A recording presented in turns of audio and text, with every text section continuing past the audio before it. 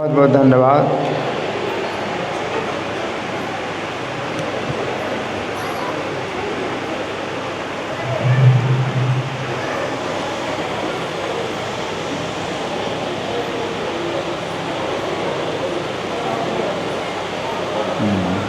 सब लोग हाथ जोड़ें और मेरे पीछे बोलेंगे, ओम नमो भगवते वासुदेवाय।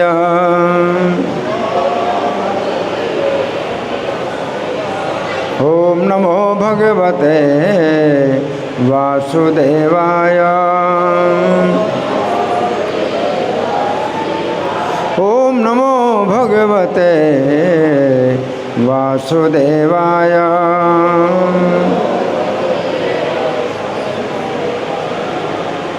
ग्रंथराज श्रीमद् भगवद गीता यथारूप अध्याय 2। अध्याय का नाम है गीता का सार और श्लोक संख्या है 64। तो ये पंखा चलाना चाहिए या बंद करना चाहिए? पंखा बंद कर दें या चलाएं? हैं? ये पंखे शोर कर रहे हैं, बंद कर दें पंखा? पंखा बंद कर दीजिए, अगर ज़रूरत होगी तो फिर चलाना। अभी सब पंखे बंद कर दिए, ज़रूरत होगी तो फिर चला सकते हैं। सब पंखे बंद हो गए, ठीक है। अगर दिक्कत होगी तो भी चला सकते हैं ना। तो श्लोक संख्या है 64 है।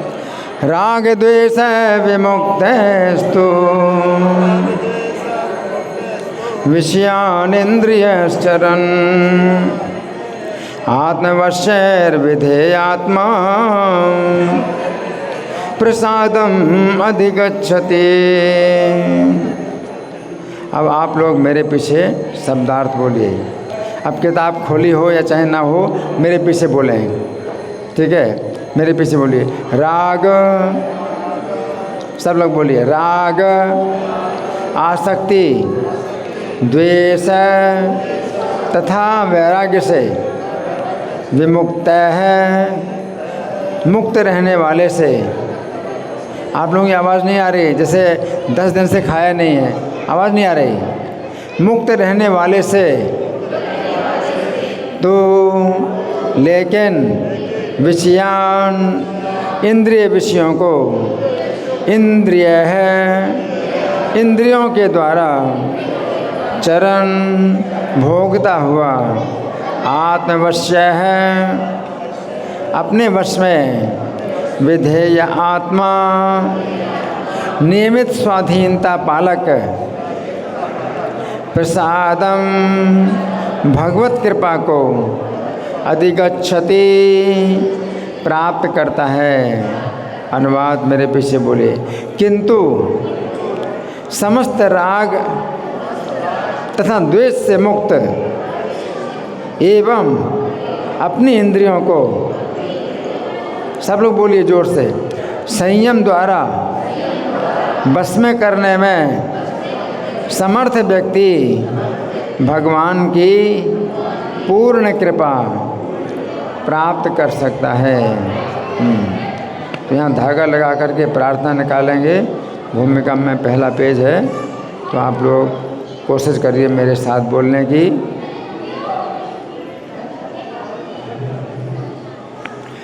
ओम अज्ञानतिमिरान्धस्य ज्ञानाञ्जन शलाकया चक्षुरुन्मीलितं येन तस्मै श्री गुरवे नमः। श्रीचैतन्यमनोभीष्टं स्थापितं येन भूतले स्वयं रूपः कदा मह्यं ददाति स्वपदान्तिकं। वन्देऽहं श्रीगुरुं श्रीयुतपदकमलं श्रीगुरून् वैष्णवांश्च श्रीरूपं साग्रजातं सहगण रघुनाथान्वितं तं सजीवं साद्वैतं सावधूतं परिजनसहितं कृष्णचैतन्यदेवं श्रीराधा कृष्णपादं सहगण ललिता श्रीविशाखान्वितांश्च। हे कृष्ण करुणा सिंधो दीनबंधो जगत्पते। गोपेश गोपिकाकांत राधाकांत नमोस्तुते। तप्त कांचन गौरांगी राधे वृंदावनेश्वरी। वृषभानुसुते देवी प्रणमामि हरिप्रिये। वाञ्छाकल्पतरुभ्यश्च कृपा सिन्धुभ्य एव च। पतितानां पावनेभ्यो वैष्णवेभ्यो नमो नमः। जय श्री कृष्ण चैतन्य प्रभु नित्यानंद। श्री अद्वैत गदाधर श्रीवासादि गौर भक्त वृंद। हरे कृष्णा कृष्ण कृष्ण हरे हरे। हरे राम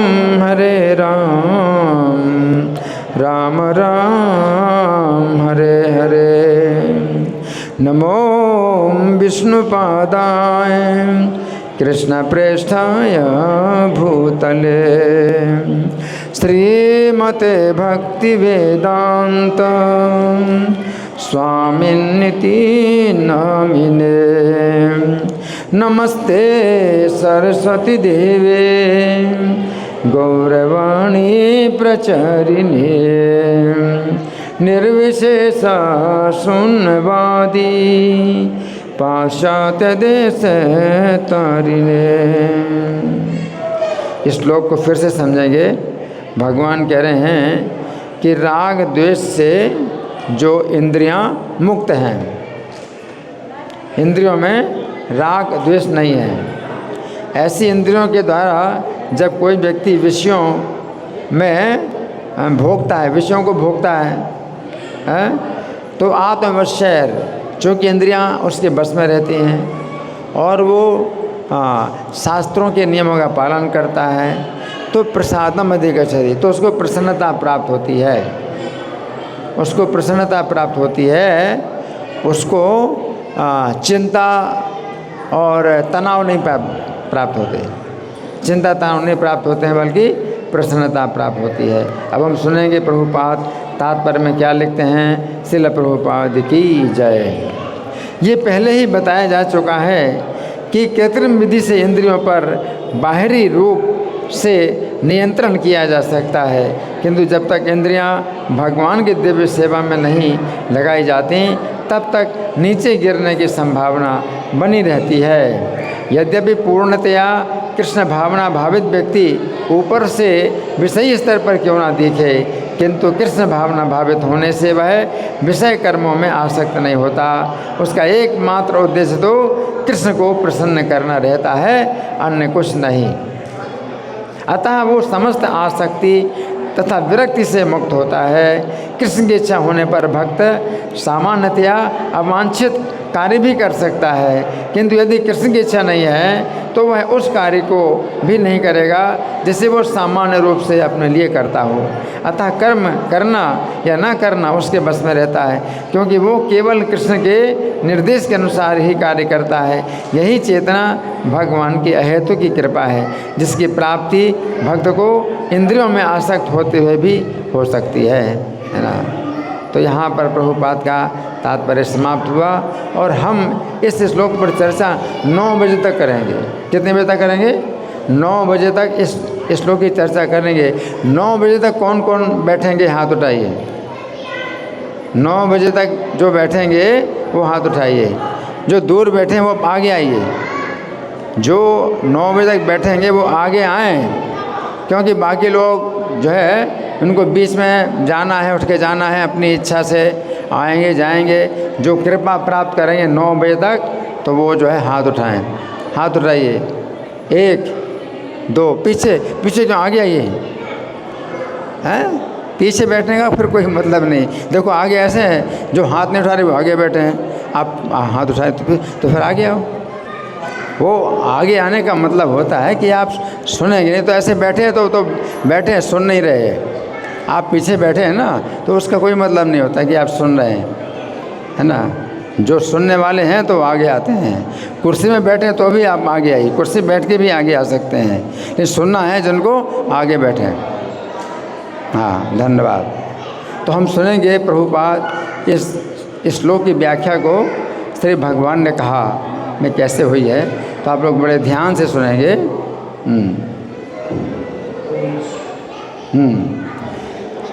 सब लोग सुनिए ध्यान से। इस श्लोक में भगवान अर्जुन को शिक्षा दे रहे हैं, यदि कोई व्यक्ति पूर्णतया कृष्ण भावना भावित है, यानी भक्ति में लगा है, पूर्णतया भक्ति में लगा है और श्री कृष्ण की आज्ञा के अनुसार अपनी इंद्रियों के द्वारा विषयों का सेवन करता है, इंद्रियों के द्वारा विषयों का सेवन करता है लेकिन कृष्ण की आज्ञा के अनुसार, तो वह श्री कृष्ण की प्रसन्नता प्राप्त करता है। इस प्रकार वो भव सागर में जन्म मरण के संकट में सुरक्षित रहता है, जन्म मरण के संकट से सुरक्षित रहता है ना। तो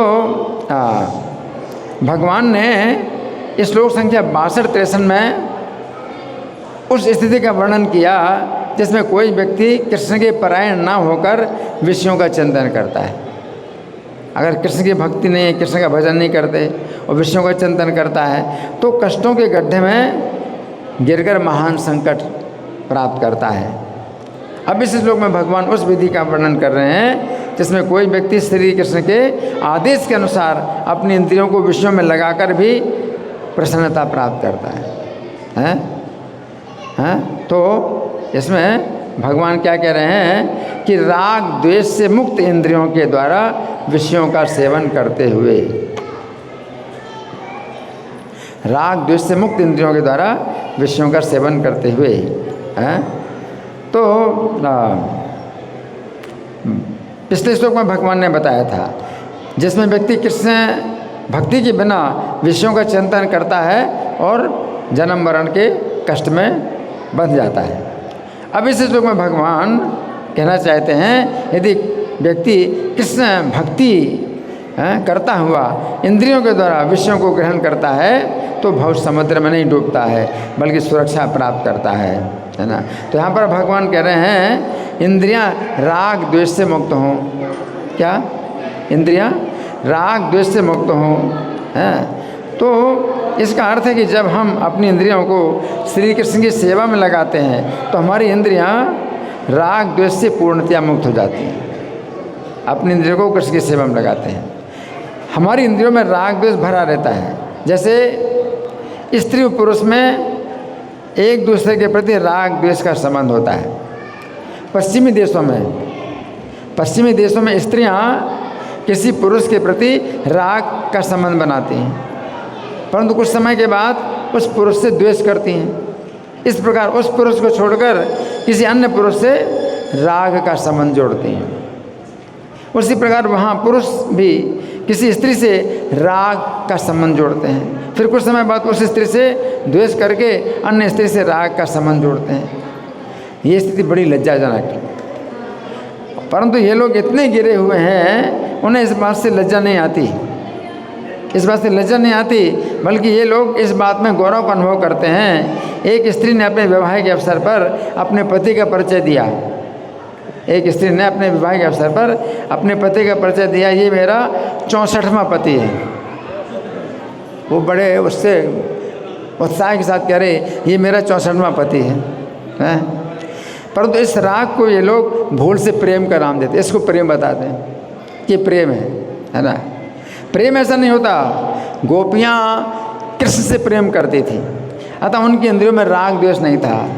श्री कृष्ण उन्हें छोड़कर चले गए, फिर भी उन्होंने श्री कृष्ण के अलावा अन्य पुरुष का चिंतन नहीं किया। ये क्या है? प्रेम। चूँकि गोपियों ने श्री कृष्ण की प्रसन्नता को अपने जीवन का केंद्र माना, अतः उनकी इंद्रियां राग द्वेष से मुक्त हो गईं। परंतु जब व्यक्ति अपनी प्रसन्नता को ही अपने जीवन का केंद्र मानता है तो उसके इंद्रियों में राग द्वेष भर जाता है। अब सुनिए, जैमिनी अश्वमेध पर्व में राजा मयूरध्वज के चरित्र का वर्णन आता है। कौन से राजा? राजा का नाम क्या? हाँ, क्या नाम? जोर से बोलो। मयूरध्वज। क्या नाम? राजा मयूरध्वज। राजा मयूरध्वज का वर्णन आता है, जिस समय भगवान श्री कृष्ण और अर्जुन ब्राह्मण का वेश धारण करके राजा मयूरध्वज की परीक्षा लेने के लिए आए। ब्राह्मण के रूप में आए। कौन? श्री कृष्ण और अर्जुन। कहाँ पर आए? राजा मयूरध्वज की परीक्षा लेने के लिए। उस समय ब्राह्मण रूपधारी श्री कृष्ण ने राजा को सूचित किया कि उनके पुत्र को एक शेर ने पकड़ दिया है। भगवान ब्राह्मण के रूप में बोले कि राजन, मेरे पुत्र को एक शेर ने पकड़ लिया है, और वो शेर उस बालक को तभी छोड़ेगा जब उसे आपके शरीर का दाहिना भाग चीर कर दिया जाए। वो शेर मेरे पुत्र को तभी छोड़ेगा जब उसको आपके शरीर का दाहिना हिस्सा चीर करके उसको दिया जाए। तो राजा मयूरध्वज अपने शरीर को आरे से कटवाने के लिए तैयार हो गए। आरे से कटवाने के लिए तैयार हो गए। उस समय उन्होंने अपनी रानी कुमुदवती से कहा, प्रिय, जिस प्रकार समागम के समय तुमने मेरे शरीर को अपने नाखूनों से छत विक्षत किया था, उसी प्रकार तुम इस समय आरे से मेरे मस्तक को चीर डालो। सामान्य व्यक्ति के लिए बहुत बड़ा विरोधाभास है। समागम काल में स्त्री के नाखूनों से जब शरीर छत विक्षत होता है तो पुरुष को सुख का अनुभव होता है, परंतु जिस समय आरे के द्वारा शरीर को चीरा जाता है उस समय पुरुष को बहुत कष्ट का अनुभव होता है। इसका अर्थ है कि समागम काल में जिस समय उनका शरीर स्त्री के नाखूनों के द्वारा छत विक्षत होता है, उस समय वे ना तो राग से प्रभावित होते हैं और ना ही आरे के द्वारा शरीर के चीरे जाने से द्वेष से प्रभावित होते हैं। न राग है न द्वेष है ना। तो यहाँ पर भगवान कह रहे हैं, विषयों का सेवन करते हुए जब व्यक्ति अपनी इंद्रियों को श्री कृष्ण की सेवा में लगाता है तो उसकी इंद्रियों में राग द्वेष नहीं रह जाता है, और जब व्यक्ति अपनी राग द्वेष रहित इंद्रियों के द्वारा विषयों का सेवन करता है तो उसके मन में भी राग द्वेष उत्पन्न नहीं होता है। कृष्ण भावना भावित स्त्री पुरुषों में परस्पर राग द्वेष का संबंध नहीं होता है। जब पुरुष और स्त्री एक साथ मिलकर श्री कृष्ण की सेवा करते हैं उस समय पुरुष और स्त्री के मध्य में प्रेम का संबंध स्थापित हो जाता है। क्या? प्रेम का संबंध स्थापित हो जाता है। ये बहुत आश्चर्य की बात है। स्त्री पुरुष एक साथ रहते हुए भी राग द्वेष के वशीभूत नहीं होते हैं। तो जैमिनी अश्वमेध पर्व में वर्णन आता है, चंपापुरी के राजा हंसध्वज थे। कहाँ के राजा? चंपापुरी के राजा। कौन सा नाम क्या? हंसध्वज। हंसध्वज श्री कृष्ण के महान भक्त थे, अतः उनका मन अपनी पत्नी के अलावा अन्य किसी स्त्री की ओर नहीं जाता था। उनकी भक्ति के प्रभाव से उनके सभी सैनिक भी श्री कृष्ण के भक्त हो गए और एक पत्नी व्रती बन गए। एक पत्नी व्रती। राजा हंसध्वज के पास जब कहीं दूर देश से कोई नौकरी के लिए आता था तो राजा उस व्यक्ति से सबसे पहले यही कहते थे, यदि तुम एक पत्नी व्रत का पालन करने वाले हो तो मैं तुम्हें रख सकता हूँ। ये मैं तुमसे सत्य कहता हूँ। ना तो शूरता, न कुलीनता, न पराक्रम मुझे चाहिए। मैं तो उसी वीर को अपने घर में या राष्ट्र में स्थान दे सकता हूँ जो केवल अपनी एक ही पत्नी में प्रेम करने वाला है और भगवान विष्णु की भक्ति से संपन्न होगा। इसी प्रकार अन्य जो महाबली योद्धा भी कामदेव के प्रबल वेग को अपने भीतर धारण कर लेते हैं वही मेरे यहाँ रह सकते हैं। कामदेव का वेग। अब सुनो, दिनांक 19 दिसंबर 1968। कितनी दिनांक? 19 दिसंबर 1968 को लॉस एंजलिस में इस श्लोक पर प्रवचन देते हुए श्रील प्रभुपाद ने कहा था, अन्य विधियों में योगी इंद्रियों का बलपूर्वक दमन करने का प्रयास करते हैं।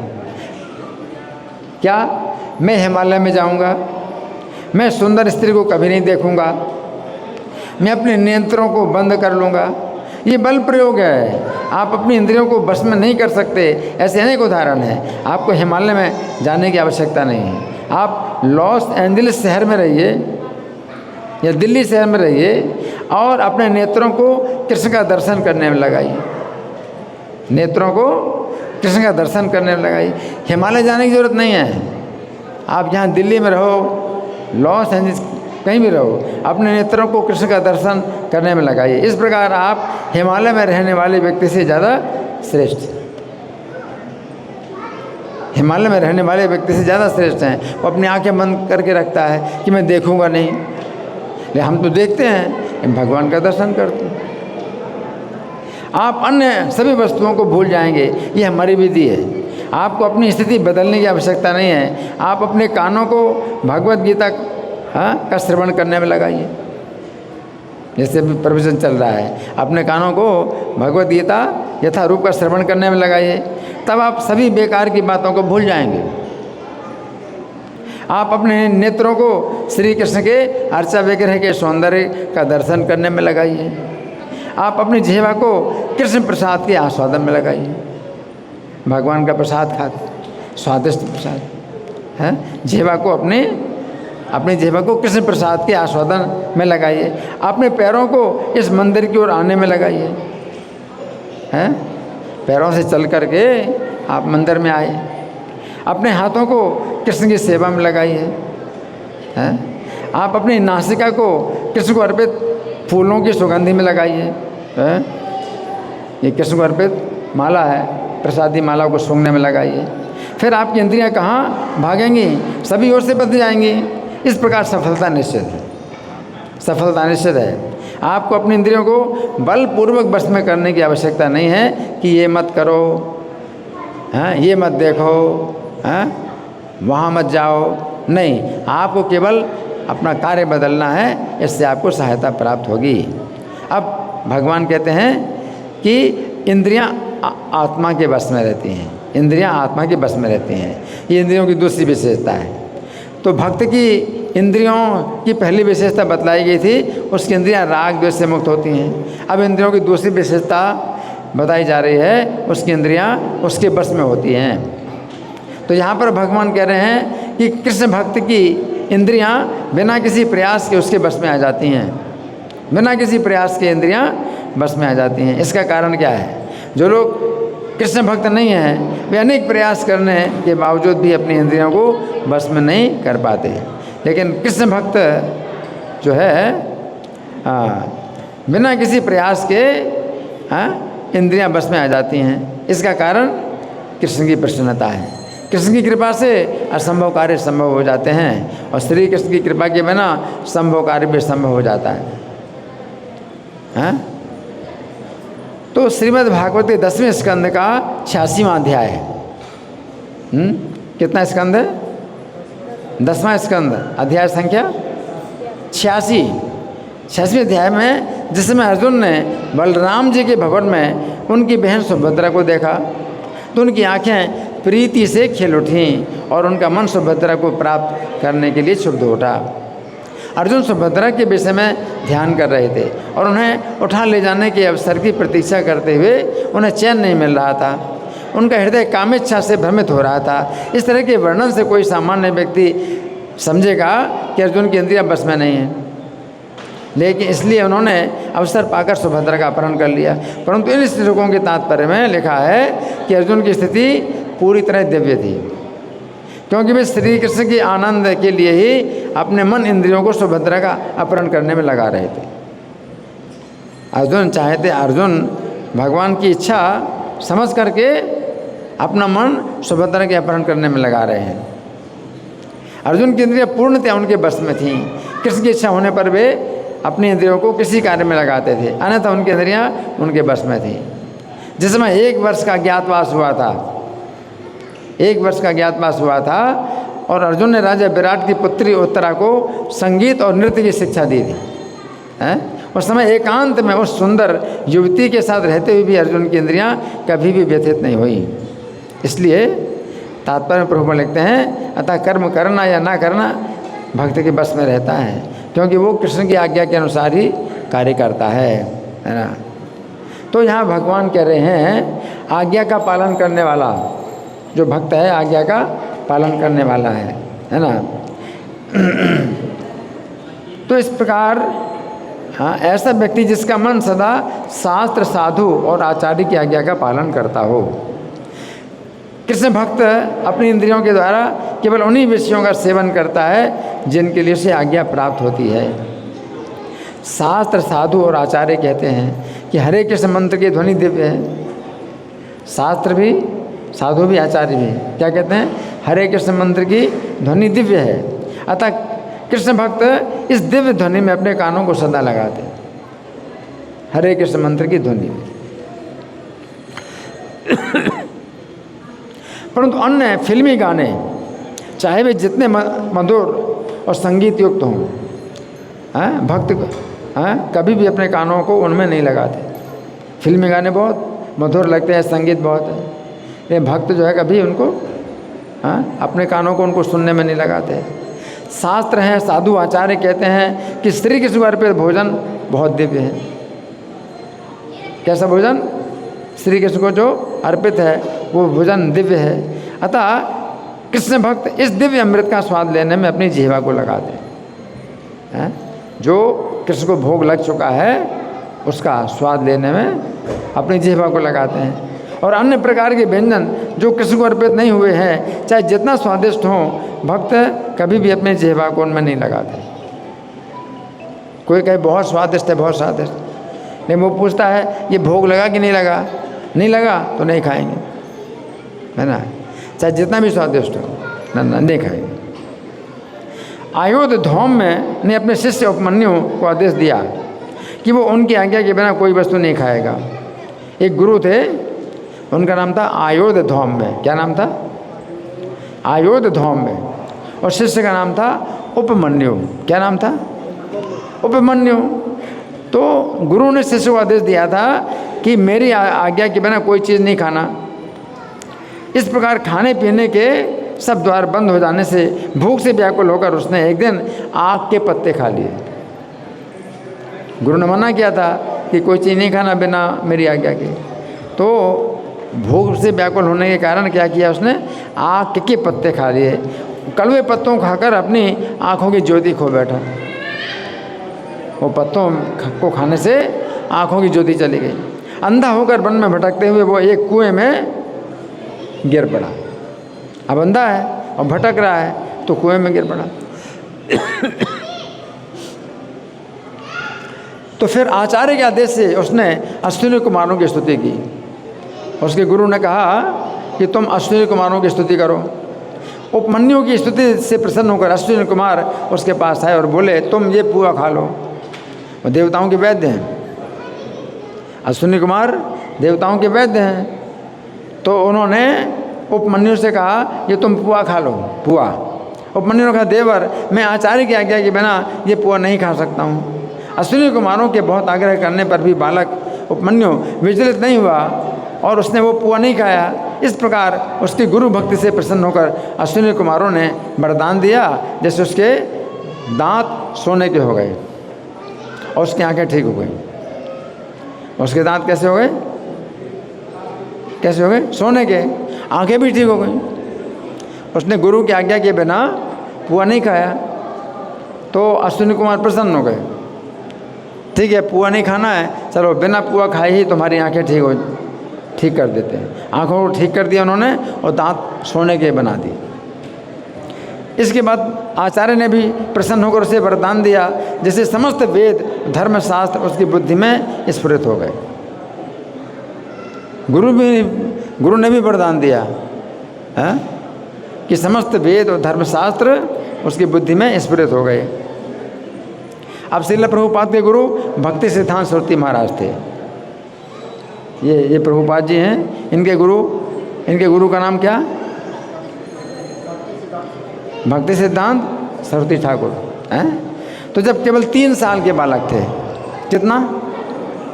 3 साल के बालक थे, उस समय उन्होंने अपने घर में रखे हुए आमों में से एक आम खा लिया। घर में आम रखे थे, 3 साल का बच्चा है, तो एक आम खा लिया। चूँकि उन आमों का श्री कृष्ण को भोग नहीं लगा था, अतः उनके पिता श्रील भक्ति विनोद ठाकुर ने बालक को बहुत कोमलतापूर्वक समझाया, बड़े कोमलता से समझाया। 3 साल के बच्चे को थोड़ी डांटा जाता है। कोमलतापूर्वक समझाया कि ये आम श्री कृष्ण को अर्पित नहीं हुए थे, इसलिए तुम्हें आम नहीं खाना चाहिए। इस आदेश से बालक ने अपने आप को इतना अधिक अपराधी मान लिया, उसने उसी समय प्रतिज्ञा कर ली कि जीवन भर आम नहीं खाऊंगा। 3 साल का बालक, 3 साल के बालक ने प्रतिज्ञा कर ली कि जीवन भर आम नहीं खाऊंगा। हाँ, क्यों? मैंने अपराध किया, जीवन भर आम नहीं खाऊंगा। तो यहाँ पर विधेयात्मक का अर्थ ये है कि प्रतिज्ञा का पालन करने वाला होता है। श्रील भक्ति सिद्धांत सरस्वती ने जीवन भर इस प्रतिज्ञा का पालन किया, जिसमें उनके शिष्य लोग अपने गुरुदेव को आम अर्पित करते थे। शिष्य लोग अर्पित करते थे अपने गुरु महाराज को आम। तो वे कहते थे मैं आम नहीं खा सकता क्योंकि मैं अपराधी हूँ। क्या बोलते थे? मैं आम नहीं खा सकता क्योंकि मैं अपराधी हूँ, है ना। तो यहाँ पर भगवान कह रहे प्रसन्नता प्राप्त करता है ना। तो श्री कृष्ण की प्रसन्नता प्राप्त करता है और संपूर्ण जगत की प्रसन्नता प्राप्त करता है, अपने मन की प्रसन्नता प्राप्त करता है। तीनों प्रकार की प्रसन्नता उसे प्राप्त होती है।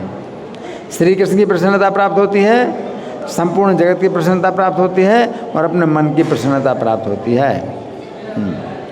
जब कृष्ण भक्त श्री कृष्ण की आज्ञा के अनुसार अपनी नियंत्रित इंद्रियों के द्वारा विषयों को भोगता है तो वास्तव में वो श्री कृष्ण की प्रसन्नता है। और श्री कृष्ण जब अपनी प्रसन्नता से उसे किसी वस्तु को भोगने का आदेश देते हैं तो वो भोग वास्तव में भोग न होकर प्रसाद बन जाता है। अब वो भोग नहीं है, प्रसाद है, कि भगवान ने आदेश दिया। भक्त प्रत्येक भोग को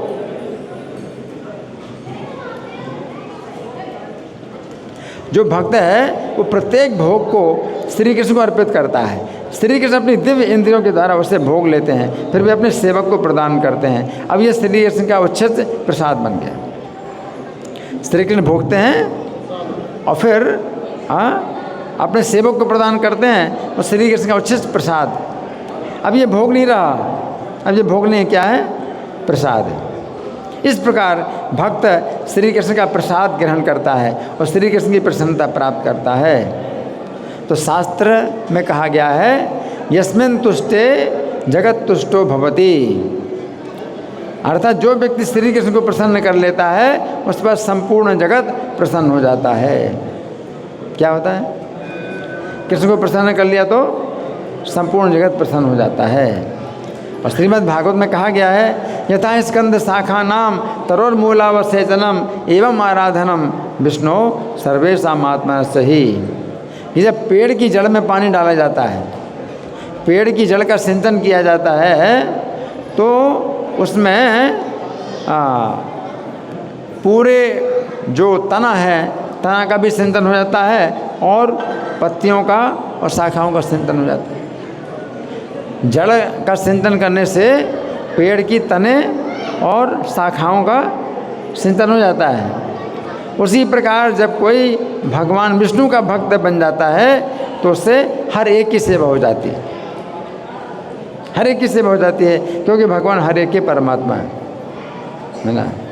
इस प्रकार हमें समझना है यदि व्यक्ति भगवान के आदेश से अपनी नियंत्रित इंद्रियों के द्वारा विषयों को भोगता है तो वो श्री कृष्ण की प्रसन्नता प्राप्त करता है और श्री कृष्ण के प्रसन्न होने पर उस पर सभी लोग प्रसन्न होते हैं और वो स्वयं भी प्रसन्न होता है।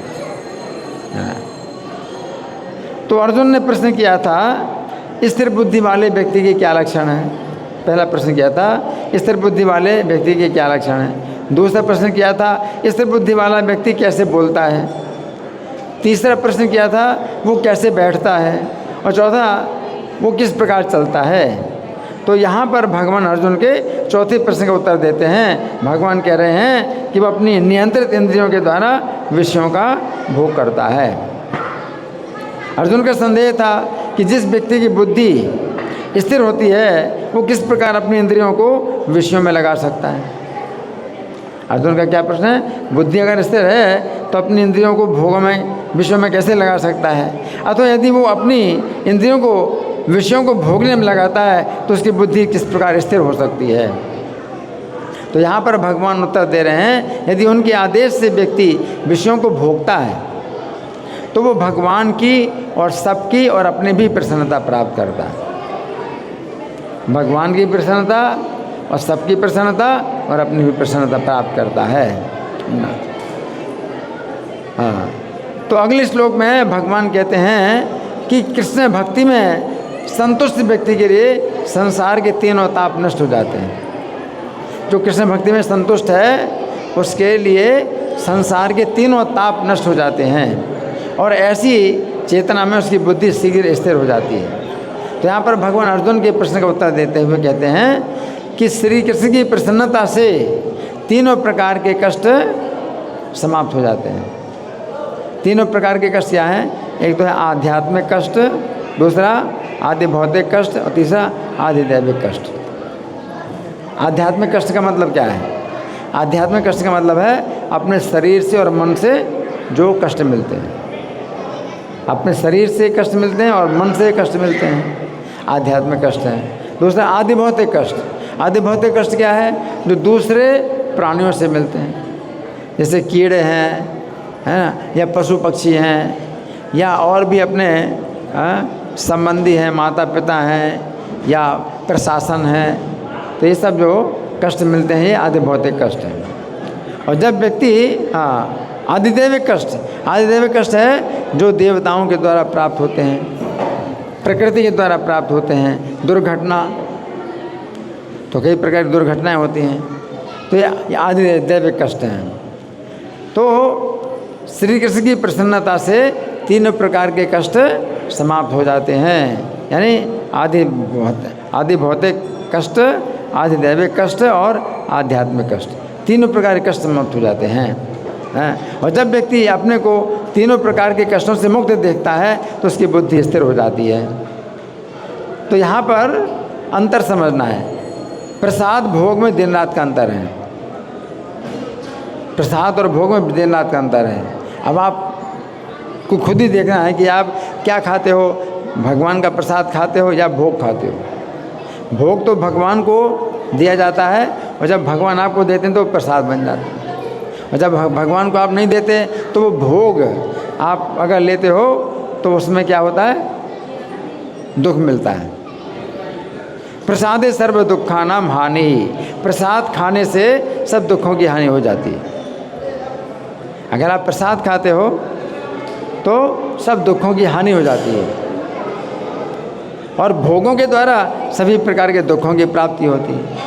अगर आप भोग खाते हो तो सब प्रकार के दुखों की प्राप्ति होती है। तो ये अंतर है। जब जीवात्मा अपने आप को श्री कृष्ण से स्वतंत्र भोक्ता मानता है, अगर आप अपने को श्री कृष्ण से स्वतंत्र भोक्ता मानते हो तो आपको सभी प्रकार के दुख प्राप्त होते हैं। अपने को श्री कृष्ण से स्वतंत्र आप भोक्ता मानते हो तो आपको सब प्रकार के दुख प्राप्त होते हैं। और जब आप अपने आप को श्री कृष्ण के अधीन समझते हो, अपने आप को स्वतंत्र भोक्ता ना समझकर श्री कृष्ण को स्वतंत्र भोक्ता समझते हो और श्री कृष्ण के द्वारा दिए हुए भोगों को प्रसाद मानकर ग्रहण करते हो तो आपके सभी प्रकार के दुख मिट जाते हैं। क्या? सभी प्रकार के दुख मिट जाते हैं।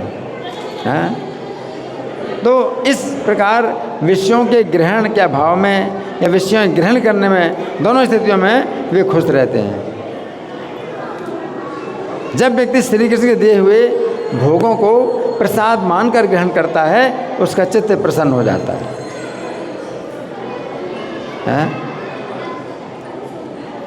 और भक्ति में उसकी बुद्धि भी स्थिर हो जाती है। अब इस श्लोक का बंगाली पद्यानुवाद है। प्रभुपाद ने हर श्लोक की बंगाली कविता बनाई। तो ये जो श्लोक है इसकी बंगाली कविता बनाई प्रभुपाद ने। परमानंद सुखे जय प्रसाद तार नाम, परमानंद सुखे जय प्रसाद तार नाम, जहाँ प्राप्ति ते दुख है अंतर्धाम, जहाँ प्राप्ति ते दुख है अंतर्धान, से प्रसादे प्रतिष्ठित ये है यह निश्चित, से प्रसादे प्रतिष्ठित ये है यह निश्चित, आत्मनिष्ठा बुद्धि तार जगते विदित। तो यहाँ पर प्रभुपाद कह रहे हैं ऐसे व्यक्ति की बुद्धि निश्चित हो जाती है। हाँ, श्री कृष्ण उसकी बुद्धि,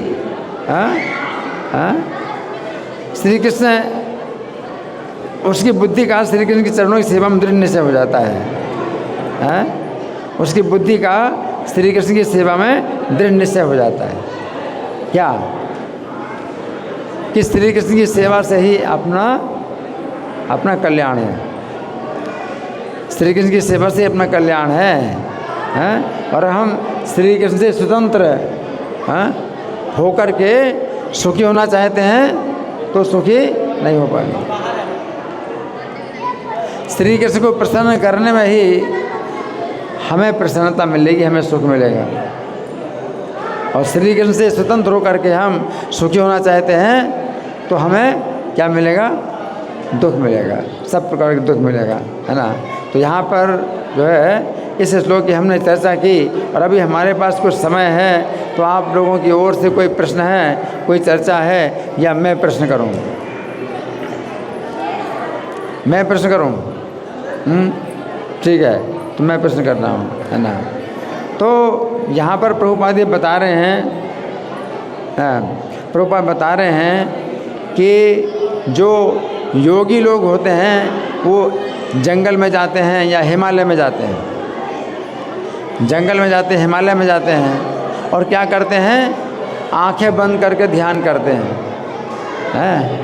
आंखें बंद करके ध्यान करते हैं। तो वो ज़्यादा अच्छा है, या आप जहाँ भी हैं वहीं रह करके अपनी इंद्रियों को भगवान की सेवा में लगाते हैं, क्या अच्छा है? जो योगी लोग हैं एकांत में या हिमालय में जाकर के ध्यान करते हैं, ठीक है ना, तो अपनी इंद्रियों को जो है वो विषयों में नहीं लगाते, या विषयों से दूर रखते हैं। जैसे कुछ देखेंगे नहीं और कुछ स्वादिष्ट नहीं खाएंगे, हैं, तो इस तरह से अपनी इंद्रियों को वे जो है उसमें लगाते हैं, विरक्ति में लगाते हैं। और दूसरा विधि क्या है कि आप जहाँ भी हैं अपनी इंद्रियों को भगवान की सेवा में लगाते हैं, तो कौन सा ज़्यादा अच्छा है? दूसरी विधि ज़्यादा अच्छी है, उसमें इंद्रियां अपने आप बस में आ जाती हैं। जैसे आँखें हैं, आँखों को भगवान की सेवा में लगाने का मतलब क्या है? क्या करना है? आँखों को भगवान की सेवा में लगाना है, कैसे? भगवान का दर्शन करना। इतना भगवान का जो है जो शोभा है, श्रृंगार है ना, तो आंखें हटती नहीं हैं, इतने सुंदर हैं भगवान।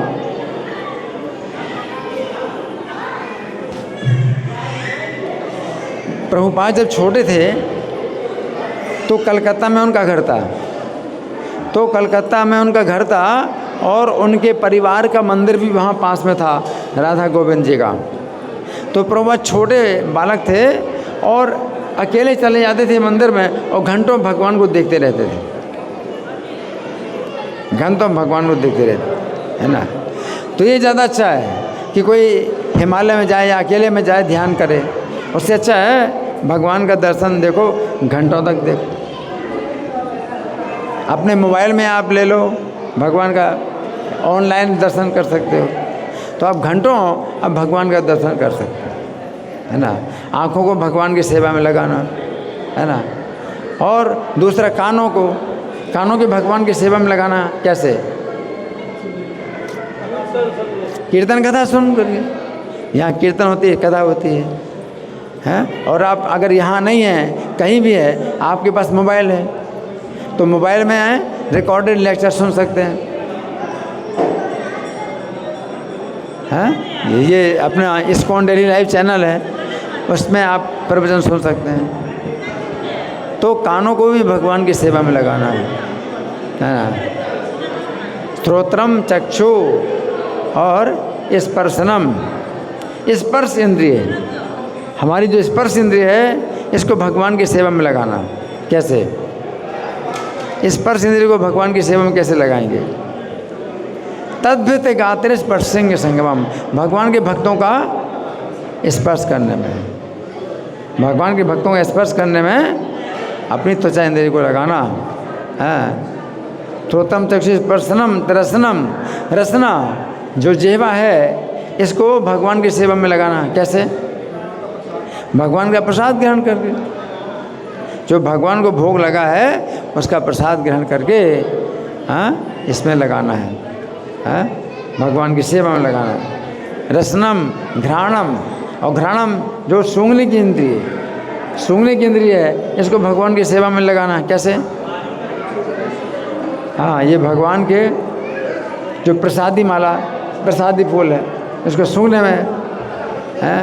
तो इस तरह से पांचों इंद्रियों को भगवान की सेवा में लगा सकते हैं। तो आप कहीं भी हैं, आप अपने कानों को भगवान की सेवा में लगाओ, तो वो आप जो है उससे हज़ारों गुना अच्छे हैं जो कोई हिमालय में जाता है या एकांत में ध्यान करता है। एकांत में ध्यान करने से ज़्यादा अच्छा है कि आप अपनी इंद्रियों को भगवान की सेवा में लगाओ, है ना, ये बताया, है ना। और भक्ति सिद्धांत सरस्वती ठाकुर के बारे में कौन सी घटना बताई गई, कौन बताएगा? भक्ति सिद्धांत सरस्वती ठाकुर के बारे में कौन सी घटना बताई गई, कौन बताएगा? हाँ जी। आम का त्याग किया, क्यों? कितने साल के थे? कितने साल के बालक थे? 3 साल के थे। 3 साल के थे, हैं? और घर में आम की टोकरी रखी थी, तो टोकरी से एक आम खा ली। तो पिता ने तो बड़े प्रेम से डांटा था, प्रेम से बोला था, ऐसे डांटा नहीं था, प्रेम से समझाया था कि देखो भगवान को भोग नहीं लगा है, जब तक भगवान को भोग ना लगे तब तक नहीं खाना चाहिए। लेकिन उन्होंने अपने को इतना बड़ा अपराधी माना, तो उन्होंने क्या कहा है? हाँ, मैं जीवन भर आम नहीं खाऊंगा। और आगे चल कर के बहुत बड़े गुरु बने, बहुत शिष्य हुए, और शिष्य लोग आम अपने गुरु को आम देते थे, महाराज ये आम आपके लिए हैं। तो क्या बोलते थे? क्या बोलते थे? मैं अपराधी हूँ, मैं आम नहीं खा सकता। अपने शिष्यों को बोलते थे मैं अपराधी हूँ, मैं आम नहीं खा सकता। हाँ, तो ये जो है उनके बारे में है कथा। और हाँ, अर्जुन के कथा है भागवत के 10वें स्कंद में। अर्जुन की क्या कथा है? अर्जुन के संबंध में कौन सी घटना हमने बताई आपको? है आवाज़ जोर से बोलो। हाँ, सुभद्रा का अपहरण किया, अर्जुन ने सुभद्रा का अपहरण किया, है ना।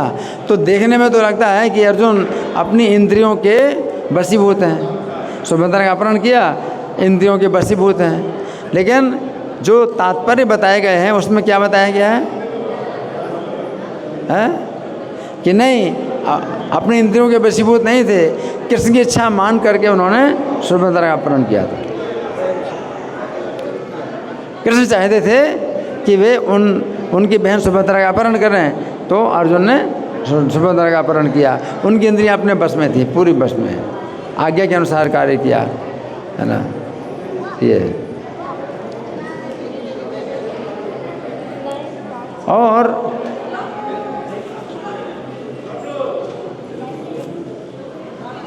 राजा हंसध्वज की कथा आती है। राजा हंसध्वज का क्या बताया गया, क्या वर्णन है? कौन बताएगा? राजा हंसध्वज का वर्णन क्या है? वो कहते थे कि यदि तुम एक पत्नी व्रत का पालन करने वाले हो तो मैं तुम्हें रखूँगा। अगर एक पत्नी व्रत का पालन करते हो तो मैं तुम्हें रखूँगा। ना तो मुझे शूरता चाहिए, ना कुलीनता चाहिए, ना पराक्रम। उसी वीर को मैं अपने घर में या राष्ट्र में स्थान दे सकता हूँ जो केवल अपनी एक ही पत्नी में प्रेम करने वाला है और भगवान विष्णु की भक्ति से संपन्न है। 2 कार्य,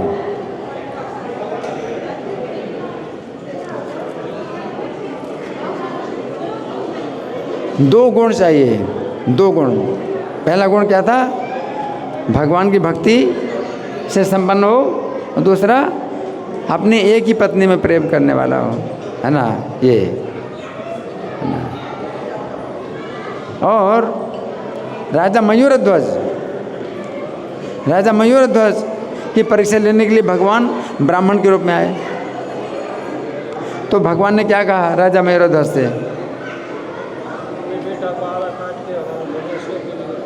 नहीं, शुरू में क्या बात हुई? शुरू में भगवान ने क्या कहा?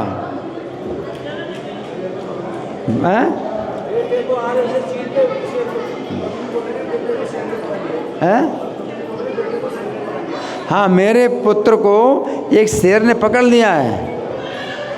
मेरे पुत्र को एक शेर ने पकड़ लिया है और शेर कहता है कि मैं तुम्हारे पुत्र को तभी छोड़ूंगा जब मुझे क्या चाहिए? राजा मयूरध्वज का शरीर का कटा हुआ दाहिना हिस्सा। राजा मयूरध्वज के शरीर का कटा हुआ दाहिना हिस्सा जब मुझे मिलेगा तब मैं तुम्हारे पुत्र को छोड़ूंगा, है ना। तो राजा मयूरध्वज बड़े खुशी पूर्वक तैयार हो गए, खुशी से तैयार हो गए हैं। तो वो उनकी इंद्रियों में जो है राग द्वेष नहीं था, राग द्वेष नहीं था, इसलिए वो जो है अपनी पत्नी से कहते तुम मेरे शरीर को आरे से क्या करो? चीरो। सिर से ऐसे आरा चला करके वो दाहिना हिस्सा हाँ शेर को दे, शेर को देंगे तो इन ब्राह्मण का जो पुत्र है वो छूट जाएगा। शेर छोड़ देगा ब्राह्मण के पुत्र को। तो इस तरह से जो है इसमें ये बातें आती हैं, है ना। तो इसमें क्या है कि कोई भक्त जो है भगवान की आज्ञा से विषयों को भोगते हुए भी उसको प्रसन्नता प्राप्त होती है, उसको तनाव नहीं प्राप्त होता है। इसलिए भगवान अर्जुन को क्या कहते हैं? धन्यवाद। भगवान अर्जुन से क्या कहते हैं? हाँ, तस्मात् त्वमुत्तिष्ठ यशो लभस्व, कि तुम खड़े हो और यश प्राप्त करो। जित्वा शत्रुन भुक्तो राज्यम समृद्धम, शत्रुओं को जीतो और समृद्ध राज्य भोगो। अब अर्जुन की तो भोगने की इच्छा नहीं है। अर्जुन जो है राज्य नहीं भोगना चाहते। अर्जुन कहते हैं राज्य भोगने की इच्छा नहीं है, अर्जुन कहते हैं न कांक्षे विजयम कृष्ण नचा राज्यम सुखानिचा, कि मैं विजय नहीं पाना चाहता, मैं राज्य नहीं भोगना चाहता। और भगवान क्या कहते हैं? भुंक्ष्व राज्यम समृद्धम, शत्रुओं को जीत करके समृद्ध राज्य भोगो।